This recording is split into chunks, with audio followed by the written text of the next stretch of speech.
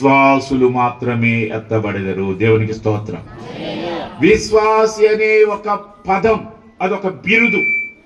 పద్మశ్రీ కన్నా ఎక్కువ బిలీవర్. విశ్వాసి అనేది ఒక పద్మశ్రీ కన్నా ఎక్కువ, ఒక భారతరత్న కన్నా ఎక్కువ, ఒక పద్మ విభూషణ్ కన్నా ఎక్కువ. పరమవీర చక్ర అంటే మిలిటరీలో యుద్ధంలో విజయం పొందిన వాళ్ళకి పరమవీర చక్ర ఇస్తారన్నమాట. దానికన్నా ఎక్కువ వాళ్ళైనా ఎత్తబడతారో ఎత్తబడరు. కానీ అక్కడ క్వశ్చన్ మార్కు.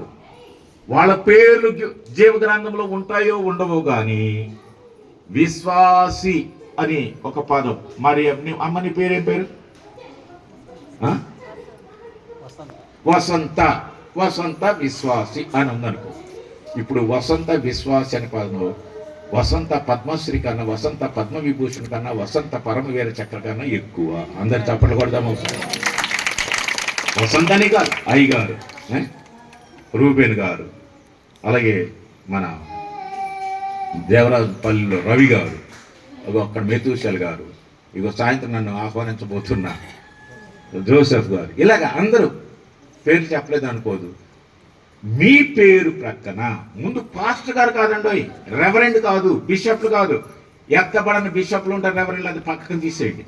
ముందు విశ్వాసి. బిషప్లైన విశ్వాసం ఉండాలి, పోపులైన విశ్వాసం ఉండాలి, పాస్టర్ గారు అయిన విశ్వాసం ఉండాలి.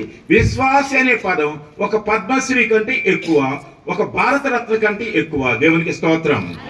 ఆ విశ్వాసుల పేర్లే జీవ గ్రంథంలో వ్రాయబడి ఉంటాయి. అందుకనే ఎవని పేరైనను చదవడం ఒకసారి. ఎవని పేరైన సువార్త ఎందుకు ప్రకటిస్తున్నామని చెప్తున్నా. సువార్త అంటే యేసుక్రీస్తే స్వంత రక్షకుడు. యేసుక్రీస్తు నందున్న వానికి ఏ శిక్ష విధి లేదు. సరే, ఆ తీర్పులోకి వెళ్దాం. ముందు ఎవని పేరైనను జీవ గ్రంథములో వ్రాయబడినట్లు కనబడని ఎడలా అని అంటున్నారు. వ్రాయబడినట్లు కనబడటం ఏంటి? ఇదేంటి? వ్రాయలేదు, వ్రాయబడినట్లు కనబడటం ఏంటి? నేను ఒక మాట చెప్తాను, చాలా జాగ్రత్తగానండి. ఏమండి, నాకు పోయిన నెలలో నాకు రేషన్ ఇచ్చారండి, ఇప్పుడు ఇవ్వట్లేదండి. అమ్మా, పోయిన నెలలో నీ పేరు అక్కడ ఉంది, ఈ నెలలో ఇక్కడ లేదు, నన్ను ఏం చేయమంటావు అంటే కొట్టేశారు. అంటే కొట్టేశారని అర్థం. నేను కాలేజీలో ఉన్నప్పుడు జూలైలో అడ్మిషన్ ఇచ్చేవాడిని. వాడు బీకామ్ నేను టీచ్ చేశాను, ఎంకామ్ టీచ్ చేశాను. అడ్మిషన్ ఇస్తే వాడు చక్కగా జూలై నెలలో ఒక నెల వచ్చేవాడు, ఆగస్టు వచ్చేవాడు. వాడికి ఏం రోగం వచ్చిందో ఏమో, వాళ్ళ అమ్మకి తెలియదు మొత్తం కదా పార్కులు అంటే అటు దిగేవాడు. డిసెంబర్ వరకు చూసి ఆఫీసులో ఎవరికైతే అటెండెన్స్ లేదో అటు పేరు తీసేసుకోడు. అడ్మిషన్ అనేది బాప్టిజం అనుకుందాం. అడ్మిషన్ ఏంటండి? బాప్టిజం. నాకు బాప్టిజం తీసుకున్నాను, హైదరాబాద్లో ప్లాట్ ఉంది, అమరావతిలో ప్లాట్ ఉంది అని మెదలకుండా ఎవడన్నా అమరావతిలోనూ ఎక్కడ ప్లాట్ కొని నువ్వు హైదరాబాద్లో ఉంటే నువ్వు 2-3 సంవత్సరాలు వెళ్ళకుండా ఉండు, అది నీ ప్లాట్ అక్కడ ఉంటుందో ఉండదు. అలాగే ఎవరైనా సరే రక్షణ పొందిన వాళ్ళు కూడా దేవునిలో లేకపోతే వాళ్ళ పేరు కొట్టివేయబడుతుంది. అంతేకాకుండా ఇక్కడ ఏమన్నాడంటే, ఎవని పేరైనను జీవ గ్రంథంలో కనబడని ఎడల వాడు అగ్నిగుండంలో పడవేయబడు. రాత్రి నేను అగ్నిగుండం గురించి చిన్న వీడియో చూపించాను. ఇక్కడ మెతుషల్ గారి దగ్గర కానీ దగ్గర చూపించడానికి టైం లేకుండా పోయింది. అందుకనే అక్కడ చూపించాను. అక్కడ ఒక సఫిషియంట్ టైం ఇచ్చారు. దారంటే వెళ్తూ పోతున్నవాడు భయపడ్డాడు. ఏ గారు సరే ఇంకోసారి వచ్చినట్టు చూపిస్తాను, కానీ మీరు నన్ను మళ్ళీ వేరుగా అనుకోవద్దు. వాళ్ళని ఎక్కువ ప్రేమించాను, మిమ్మల్ని ఎక్కువ ప్రేమించాను కాదు. నాకు టైం చెప్తే టైం ప్రకారం పోతుంది. 40 నిమిషాలు చెప్పారు, ఎక్కడికి వచ్చినది 30 అన్నారు. 30 40 అని మళ్ళీ క్వశ్చన్ మార్కు. టైం ప్రకారం నాకు ఎంత టైం చెప్తే ఆ టైం ప్రకారం అయ్యే చేసి పెడతాను. సరే, ఒక మాట.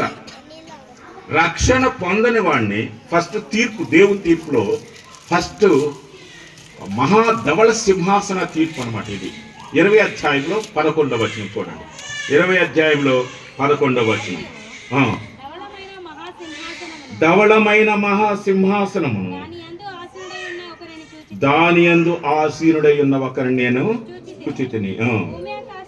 భూమి ఆకాశములు ఆయన సముఖము నుండి పారిపోయెను. దేవునికి స్తోత్రం. ఇగో దేవుని ప్రియమైన సంగమా, ఇప్పుడు సృష్టించబడిన సృష్టి అంతా 11వ వచనం వచ్చేసరికి ధవళ సింహాసనం అంటే తెల్లని సింహాసనం. ఆయన ధవళ వర్ణుడు అని అంటాం. నా ప్రియుడు ధవళ వర్ణుడు నా ప్రియుడు రత్నవర్ణుడు. పాట టైం లేదు. ధవళము అంటే తెలుపు, హిమము కన్నా తెలుపు. ఇప్పుడు నేను వేసుకున్న తెలుపే ఉంది, ఈ మామూలు ఈ తెలుపు కాదు. అంటే ధవళవర్ణుడు అంటే ఆయన జననంలో పాపం లేదు, అలాగే పిలాతు ఆయన మరణంలో కూడా పాపం లేదు. నీవు సువార్త చెప్పినప్పుడు ముందు యేసుక్రీస్తు గురించి చెప్పాలి, ఆయన సౌశీల్యం గురించి చెప్పాలి. ఆయన ధవళవర్ణుడు, జననములో పాపం లేనివాడు, మరణము వరకును మరణంలో కూడా పాపము లేనివాడు, స్త్రీని ముట్టనివాడు, డబ్బును ముట్టనివాడు, నాలో పాపమున్నదని మీలో ఎవడైనాను స్థాపించగలని లోకానికి ఛాలెంజ్ చేసిన వాడు యేసుక్రీస్తు. ఆయన నీతి సూర్యుడు కనుక ఆయనని మేము ఆరాధిస్తున్నాము. దేవునికి స్తోత్రం. ఈ ధవళవర్ణుడు అక్కడ సింహాసనం వేసి ఉండగా, కూర్చుని ఉండగా, భూమి ఆకాశములు ఆయన సన్నిధి నుండి, అప్పుడు వరకు అటు ఇప్పుడు ఉన్న భూమి, ఇప్పుడు మనం చూస్తున్న ఆకాశము, అంటే భూమి తప్పు చేయలే. ఆదామవ్వలు తప్పు చేస్తే భూమిని శపించాడు, ఎందుకంటే భూమి తిండి పెట్టేది ఆదామవ్వలకి శిక్ష రావటం వరకు. ఆకాశం తప్పు చేయలేదు, భూమి కొరకు కప్పుగా ఆకాశం